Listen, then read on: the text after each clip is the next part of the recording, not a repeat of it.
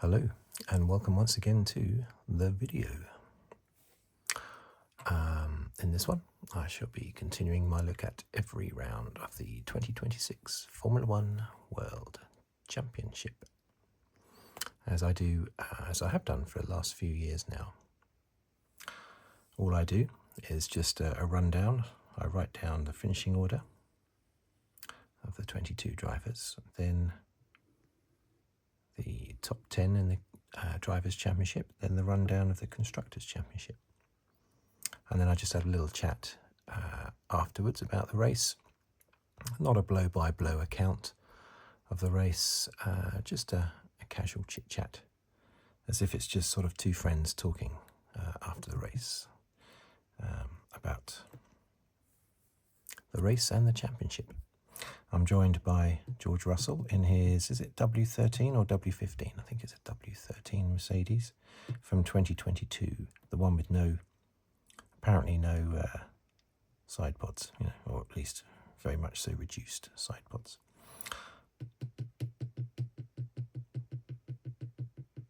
Yes, George Russell's 2022 Mercedes. Okay, so let's dive in, shall we? Let's dive in. It's round number 8 in Austria. Great circuit and great scenery. The Styrian Hills, or Styrian, is it Styrian Mountains or Styrian Hills? Styrian Hills, I think. Great, great location for a Grand Prix. Circuit called the Red Bull Ring, of course, but I still like to call it the Österreich Ring. That just doesn't feel right calling it after a drinks company, but officially it is the Red Bull Ring. It's owned by Red Bull. And they did do wonderful things to it. We wouldn't have the Grand Prix there now, I don't think, if it wasn't for Red Bull spending a lot of money on the circuit. So they've earned the right for it to be called Red Bull Ring, I guess. Yeah, I remember this circuit from the 80s. Great stuff. Love the circuit, love the scenery. Okay, let's go.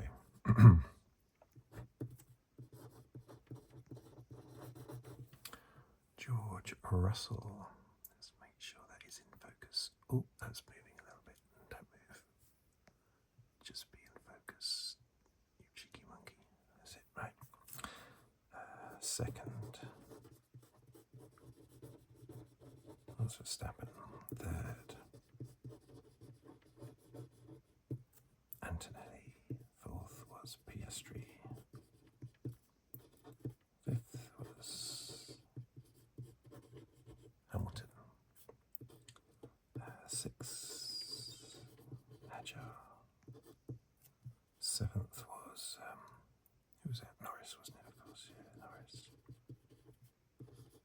And then Leclerc. Might be the first race this year.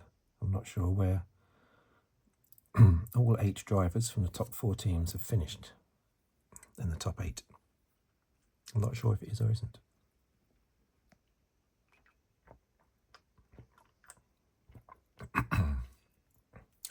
Okay, so 9th, Lawson. 10th, Lindblad. 11th was Bortoleto, just outside. Oh dear. And his teammate just outside. Gasly and Bearman.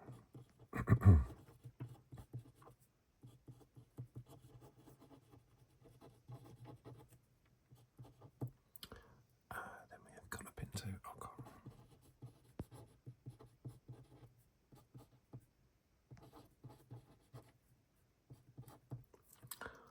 Albon.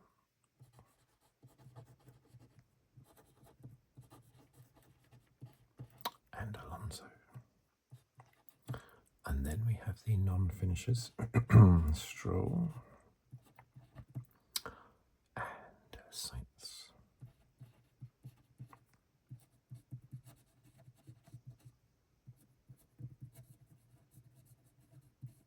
Perez and Bottas. Okay, so Drivers' Championship. We still have out front Antonelli on 171 points. Second is Russell back into second, 131. Slipping to third is Hamilton, 125. Up to fourth is Piastri on 80. Fifth is, was it Norris, wasn't it? Yeah, Norris. Just behind on 79.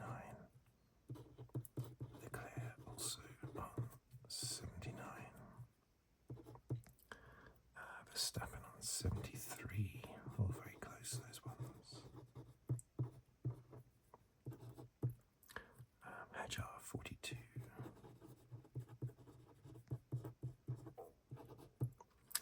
Gasly 41. Lawson 30.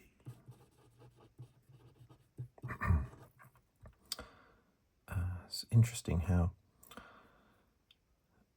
the three drivers that finished top of the championship last year are way down, 4th, 5th and 7th in the championship, but all very close in points. Okay, so here we have first Mercedes with an S. They have 302. Second, Ferrari, 204.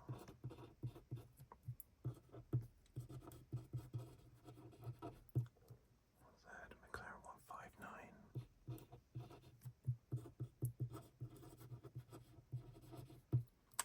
Red Bull with only 115 still.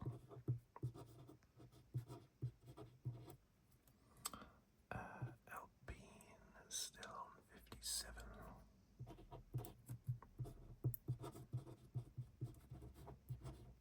Racing Bull without an S, 44.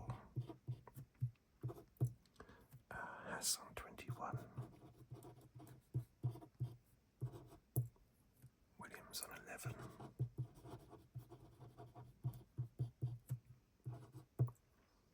Audi on 2.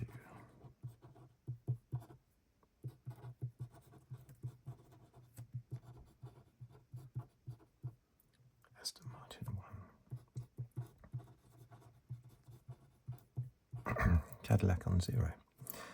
So that's 7 wins for Mercedes, 1 for Ferrari. Oh, I used the wrong pen. Dearie me. And was it 5 for Antonelli, 2 for Russell, 1 for Hamilton. So highlight that a little bit. There you go. Makes up for it. I don't know who had fastest lap actually. Doesn't matter. But I can't remember who had the fastest lap. But now look, Haas, 21 points.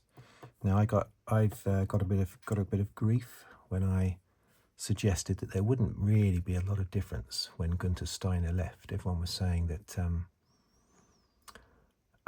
what's that guy? What's the name of the guy who took over the team? Team principal? I can't remember. But his name is also one of the major sponsors on Williams, isn't it? But it begins with a K. I can't remember the guy's name now. But anyway, I was no Günther Steiner fan, but I just, replacing the team principal doesn't suddenly change anything. It's just a convenient person to blame. I mean, they do it in all sports. In football, if a team does badly, get rid of the manager, get another manager in. It doesn't suddenly make the players better or the different coaches better just because you've changed the manager. It's just someone to blame, someone for the owners to blame, basically. So out went Günther Steiner, and the following year Haas did quite well. But as I pointed out in one of my videos, Haas often do well in one year, then bad the next, then good the next, then bad the next. Günther Steiner had a number of good years and a number of bad years. And it's not like Haas have taken off since Günther Steiner left, is it? 21 points, And they've got 2 good drivers.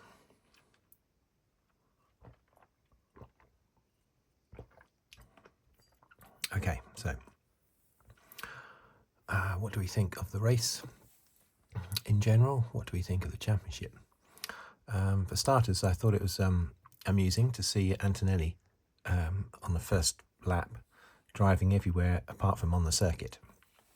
He's like that, but somehow two things. One, he doesn't seem to lose the car in an accident. He was all over the place in Canada as well. And there was another race recently where he was off quite a lot. I can't remember which one it was. But also, he always seems to go off the track where there aren't track limits, and so he doesn't seem to. Well, he's certainly not had any track limit penalties anyway so far this year, I don't think. But he's all over the place. He gets too overexcited. He was lucky he survived the first lap. But he's still super duper fast. But he's so fiery. I suspect they have to sort of chuck buckets of water at him like he's a racehorse when he finishes the Grand Prix. But I think they should probably chuck those buckets of ice cold water over Antonelli before the race as well, not just afterwards. That's when he needs cooling down beforehand. But yeah, still another very strong performance today by Antonelli, or yesterday I should say. Stronger than Russell again, and yes, Russell was on pole. Should I put P for pole? Yes, Russell was on pole, but that was only because Antonelli backed off. Maybe Russell's lap would have been quicker. I'm not sure, actually. I don't know what the different section times were. But Antonelli had been quicker than Russell all through practice. Quickest of anyone all through practice. So Antonelli I don't know if he should really have been in pole. Maybe Russell's last lap was just super duper fast, but of course we had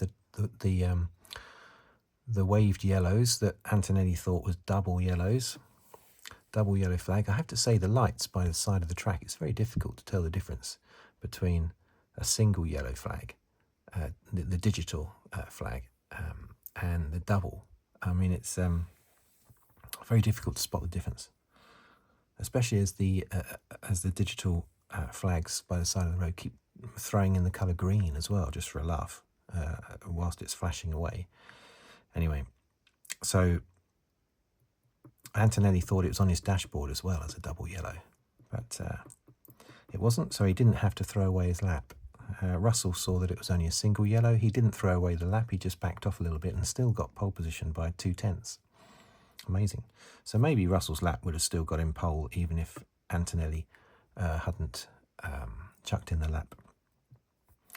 But Antonelli has been quickest all weekend. And of course he was starting down in fourth on the grid. Always a disadvantage.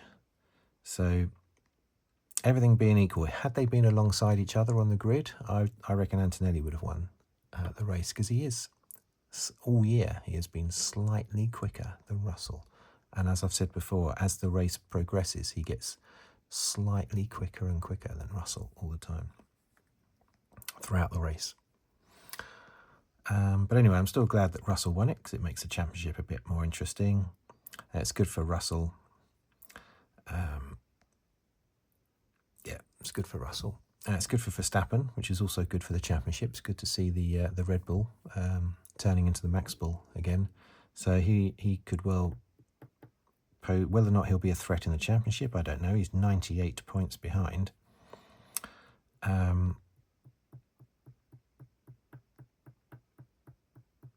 Yeah, he could easily come through and say definitely finish third in the championship. He could easily get third in the championship. Whether or not, I don't think he'll get the two Mercedes drivers, but he could easily get third. But who knows? But I would say if this race is indicative of races to come with the upgrades, and assuming that if all the cars sort of stayed the same and with their upgrades and everything, the level of competition was the same as in Austria, I would say Verstappen's looking at potentially third or fourth place in the championship. But it all depends on the other cars' upgrades, of course. So a bit pointless me saying it, really. I loved the drone footage. There was some really good drone footage. Was it after it was 5 going into 6, wasn't it? Yeah, 4 down to 5, around that dodgy corner where when I'm playing on the computer, I always, not always, but I'm always very careful going around that turn 5, is it? Because if you just go into the gravel just slightly, you're done for, basically. But yeah, great drone footage. I loved that drone footage. The thing that stood out for me the most in the race was, of course, Hamilton versus Verstappen. That great duel that happened twice, although the second one was quite easy for Max. But the first duel was good. I'm glad that no one was talking about batteries, because it certainly looked like Hamilton was able to get back past Verstappen, due to the whole battery thing. Or was it just down to slipstream? But anyway, Verstappen would get past and Hamilton would get straight back past again, going into the dodgy turn 5. But they were side by side, and it was great watching the drone footage of Hamilton and Verstappen side by side. I have to say, I think Hamilton squeezed Max off the track at turn 6. Officially, he didn't. Max certainly thinks he was squeezed. Lewis thinks he didn't. But my impartial opinion, as ever, because I am definitely not biased, I want the British drivers to do really, really well, because I am British, I'm English, right? But I will still call a spade, and if I see Lewis push Max off, I will say Lewis has pushed Max off. And I think he did. Not intentionally, necessarily, and it wasn't really a push, but he just didn't give him enough room. Max was alongside, and he didn't give Max enough room on the outside of turn 6 in their duel.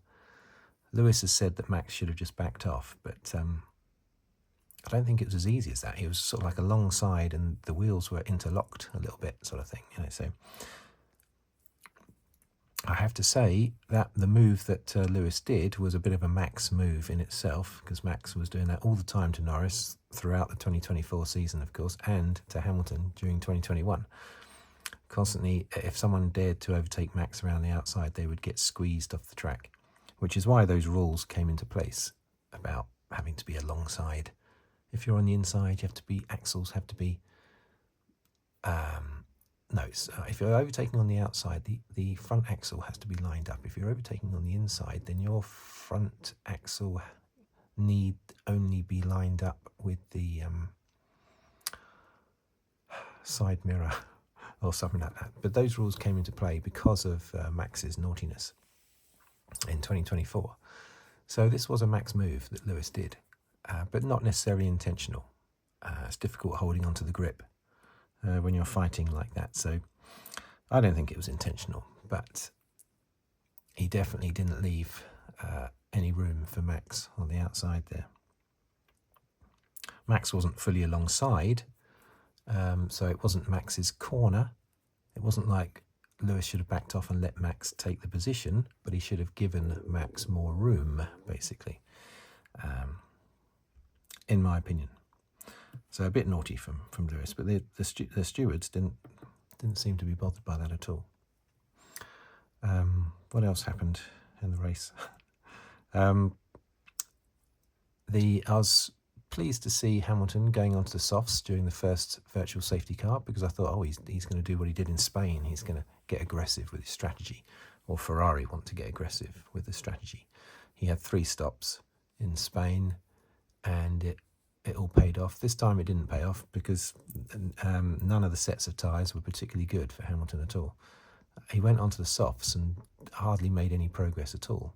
So even though he was able to stop under the virtual safety car, so the stop only cost him 10 seconds, he was barely able to make up those 10 seconds on those soft tyres before they conked out.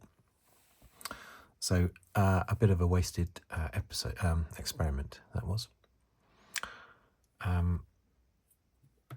But yeah, still good to see. Leclerc, what was going on with Leclerc today? He was nowhere. He was slower than Hamilton, overtaken by Hamilton a couple of times.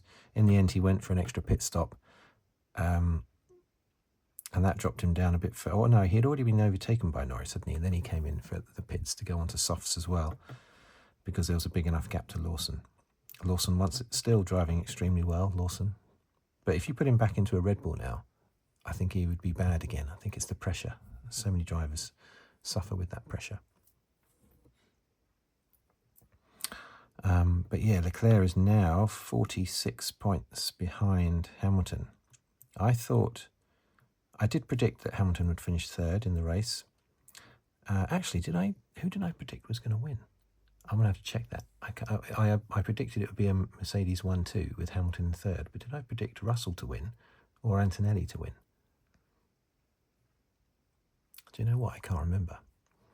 I'm gonna have to look that up. I should have. Normally, I always remember my predictions, but I can't remember if I predicted Russell or Antonelli to win the race. I'll have to double check that after the video. So, yeah, I thought it would be close in speed between Hamilton and Leclerc, because Leclerc's had a few bad races doesn't mean that that's it, he's gone, and it's all about Lewis.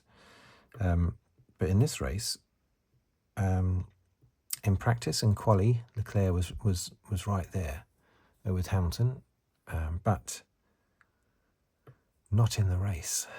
So that's a bit odd. And now he's slipped to 6th in the championship.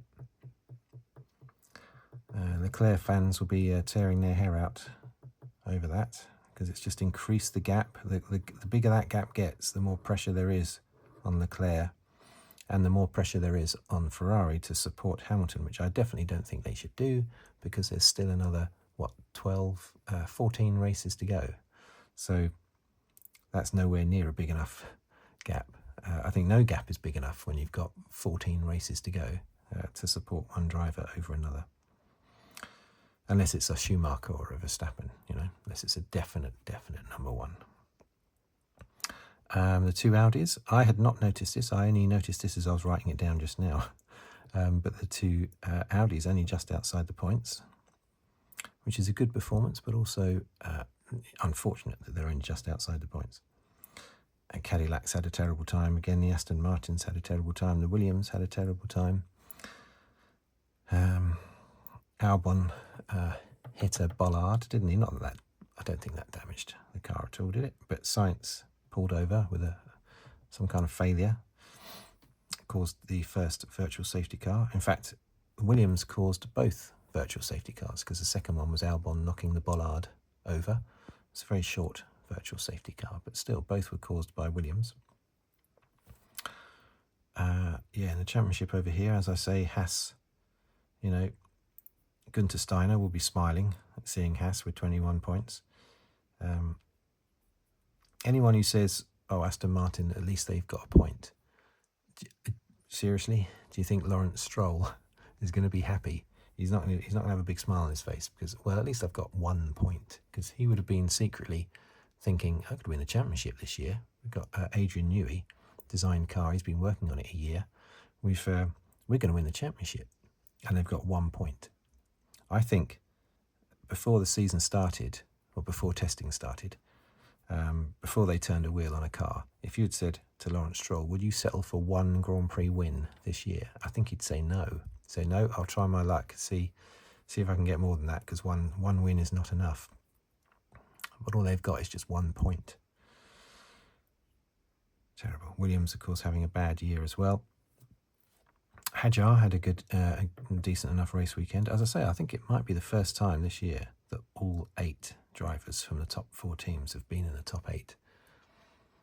Could well be the only time that's happened all year.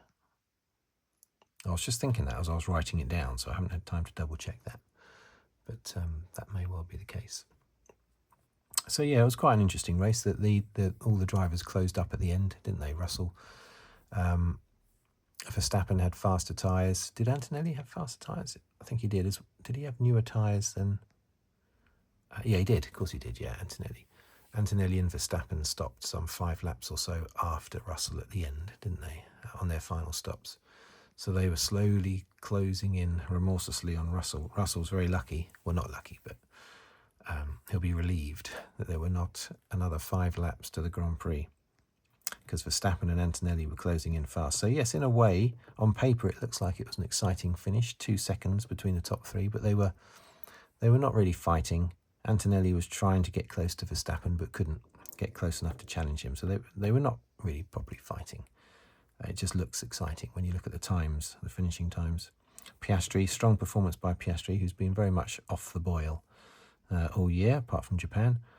But yeah, he put in a good performance, outdrove his teammate Norris for, I would say, the 2nd time this year. He outdrove him in Japan, and he's outdriven him here. Every other race, Norris has been on top. But there you go. So in the championship, 40 points now between Antonelli and Russell. Hamilton, that's good for Russell, because if you've got a dominant team and those drivers are sort of winning every race pretty much, yeah. Okay, on this occasion, apart from one for Hamilton, but they're basically winning pretty much every race. Yeah, it's a domination. Then it's a real, it adds, puts salt in the wound, basically, if you are the second of those 2 drivers and you actually drop to 3rd and another driver comes in between you and your teammate. Because then not only are you the 2nd best of the 2 cars in the dominant team, but another driver from another team, a less dominant team, has actually come up and overtaken you in the championship. And that's, I remember thinking that with Perez, when it would be Verstappen Perez throughout the season. Then suddenly Perez would slip to 3rd because Leclerc would come in and take 2nd or something. It's a big slap in the face when that happens. So it's good for Russell that he's immediately corrected that and at least got back up to 2nd again. And going by the dominance of Mercedes, they should be 1st and 2nd in the championship. So to slip to 3rd was bad for Russell, even though it wasn't really his fault. Monaco, him not scoring any points there wasn't his fault. Canada, of course, wasn't his fault. And that's how Hamilton got up to 2nd place. But anyway, we'll see what happens for the rest of the year. Still very exciting seeing what Hamilton can do. But it's a bit flat in this Grand Prix. 5th and 8th for the 2 Ferraris. 5th and 8th. That's not tremendously, amazingly good. Anyway, so the next Grand Prix is the British Grand Prix, of course. So yes, I will be cheering on the British drivers, even more so. Well, not even more so, the same as usual. But if they do something wrong, if a British driver does something naughty, or if they are outdriven by their foreign teammate, then I will happily point it out. As I've said, I think Lewis was wrong in his duel with Max. He pulled a Max move on Max. Okay, so thanks very much for watching. Actually, there'll be a lot of Max fans that will be criticising Lewis for that move, forgetting the 150 times that Max has done that to other drivers, most notably Lewis himself and Norris. Anyway, so thanks for watching. Thanks for listening. If you'd like to subscribe, please do so, or like the video, or leave a comment on the video, or leave a tip on the thanks button below the video. Russell's 7th win, by the way. I thought he'd won more than that. I'm surprised it's only 7. I mean, Antonelli's only just behind on 5. Anyway, so yeah, thanks for watching, thanks for listening, and I will see you on the next video, whatever it may be about. Okay. Goodbye for now.